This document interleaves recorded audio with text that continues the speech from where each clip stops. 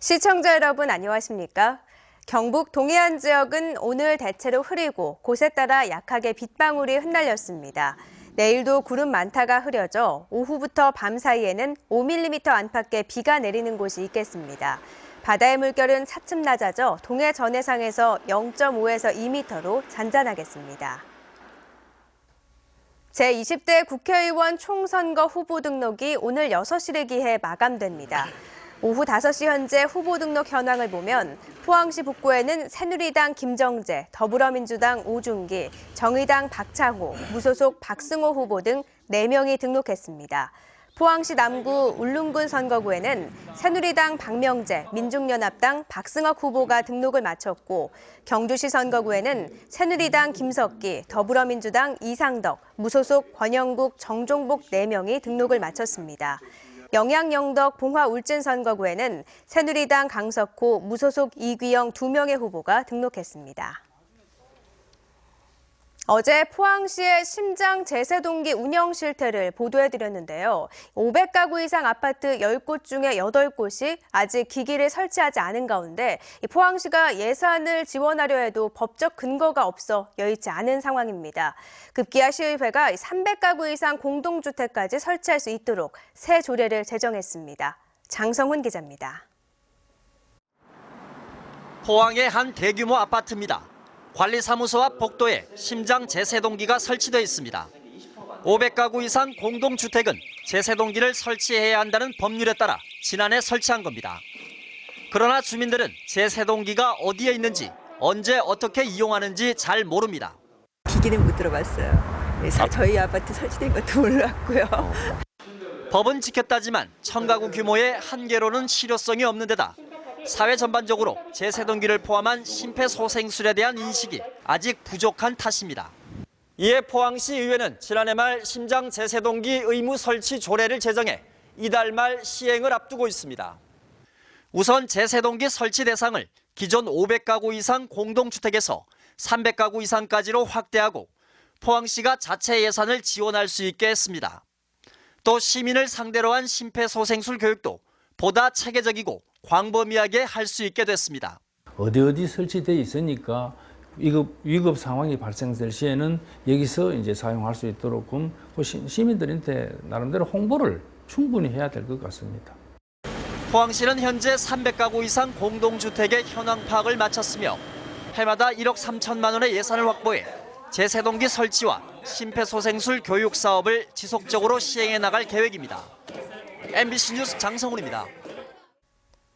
정부 공직자윤리위원회의 재산등록 공개 결과 경북 공직자 86명의 평균 금액은 10억 8천여만 원으로 전년보다 평균 7,900여만 원이 증가한 것으로 나타났습니다.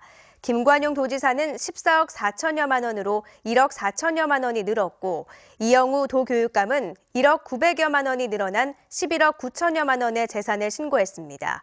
또 정병윤 경제부지사의 신고재산은 85억 6천여만 원이고 최수일 울릉군수는 부채가 25억 3천여만 원이었습니다. 대구와 안동에 이어 이 영덕에서도 북한에서 살포한 것으로 추정되는 삐라가 발견됐습니다. 오늘 오전 9시쯤 영덕군 병곡면 금곡 3리 마을 뒷산에서 김모 이장이 삐라 10여 장을 발견해 면사무소에 인계했고 이어 경찰과 군이 현장에서 수색 작업을 벌여 200여 장을 추가로 수거했습니다. 삐라에는 박근혜 대통령과 정부를 비난하는 내용이 인쇄돼 있습니다.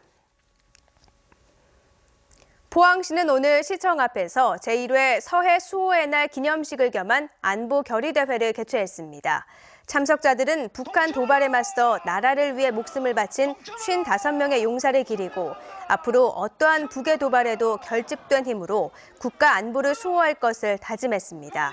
정부는 천안함 피격과 제2연평해전, 연평도 포격일에 각각 기념 행사를 했지만 올해부터 우리 군 장병의 희생이 가장 많았던 천안함 피격일을 기준으로 3월 넷째 주 금요일을 서해 수호의 날로 지정했습니다. 원전 사업자인 한국수력원자력은 앞으로 건설 운영 허가를 신청할 때 중대사고 시 사후 관리 계획이 들어있는 신청 서류를 제출해야 합니다. 또 기존 원전의 경우 3년 이내에 중대사고 사후 관리 계획서를 제출해야 합니다. 이는 원자력안전위원회가 원전 중대 사고의 관리 체계를 강화하는 쪽으로 원자력안전법을 개정한 데 따른 후속 조치로 올 하반기부터 적용됩니다. 경주 환경운동연합이 지난 2월부터 용강공단에서 가동 중인 폐형광 등 처리업체에서 수은 배출에 따른 피해가 우려된다며 경주시에 유해성 조사를 요구했습니다. 환경운동연합은 이 업체에서 측정된 수은이 최고 0.053mg/세제곱미터로 매일 5톤의 폐형광 등을 처리하게 될 경우 대기 중에 배출되는 수은이 인접한 주민들에게는 직접적인 영향을 미칠 수 있다고 주장했습니다. 이에 대해 경주시는 측정된 수은이 법정 배출 기준치인 2mg/세제곱미터를 초과하지 않았다며 인허가 과정에도 문제가 없다고 밝혔습니다. 독도 영유권 강화를 위해 지금의 경상북도 독도 정책의 패러다임을 획기적으로 바꿔야 한다는 주장이 나왔습니다. 경북도의회 남진복 의원은 임시회 5분 발언에서 도발 규탄 행사와 독도 수호 홍보 행사에만 치중하는 것은 실효성 정책과 거리가 멀다고 지적하고 흩어져 있는 독도 관련 자료를 수집 연구하는 경북 독도도서관 건립과 독도위원회의 상설 연구단체로의 기능 전환이 필요하다고 주장했습니다. 5분 발언에서 또 김희수 의원이 대도시 노인의 지하철 무료 이용처럼 농어촌 어르신은 버스를 무료로 이용할 수 있게 해야 한다고 주장했고 황희조 의원은 울진봉화 분천 간 철도 건설이 3차 국가철도망 구축 계획 동서 내륙철도 사업에 반영돼야 한다고 촉구했습니다. 세포를 둘러싸고 있는 세포막 지질과 단백질 속의 특정 물질이 결합해도 암이 발생할 수 있다는 사실을 포스텍 연구팀이 밝혀냈습니다.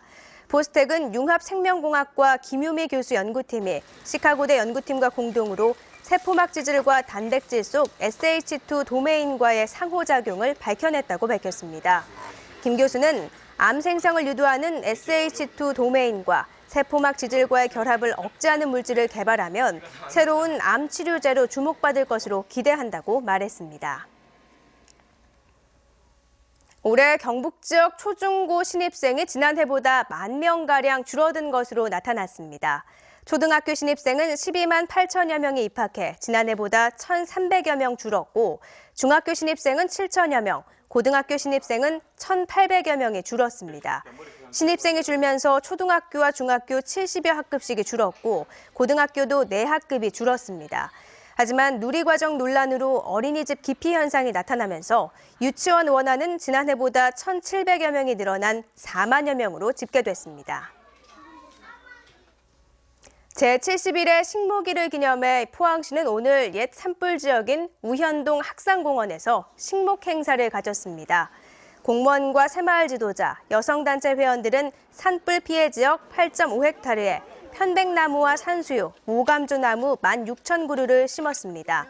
포항시는 지난 2013년 3월 도심 대형 산불로 75헥타르가 피해를 입었지만 다음 달이면 나무 심기가 완료된다고 밝혔습니다.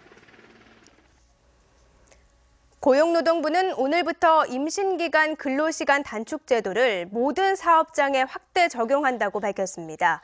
이에 따라 임신 12주 이내 또는 36주 이후의 모든 여성 근로자가 임금을 종전과 같이 받으면서 근로시간을 하루 2시간 줄여 일할 수 있게 됐습니다. 사용 방식은 출근 시간을 1시간 늦추고 퇴근 시간을 1시간 앞당기거나 출근 시간을 2시간 늦추는 방식, 중간에 휴게 시간을 추가로 늘리는 방식 등 다양하게 선택할 수 있습니다. 대구 경북 주류업체인 금복주가 결혼을 앞둔 여직원에게 퇴직 압력을 넣었다는 내용의 고소장과 관련해 대구 서부고용노동청은 며칠 전 김동구 회장을 불러 조사했다고 밝혔습니다. 또 여직원이 제출한 음성 파일에 나오는 간부 직원들도 사실 확인을 했다면서 이번 조사 결과를 늦어도 다음 달 초 검찰에 송치하겠다고 밝혔습니다. 이상으로 포항 MBC 이브닝 뉴스를 마칩니다. 고맙습니다.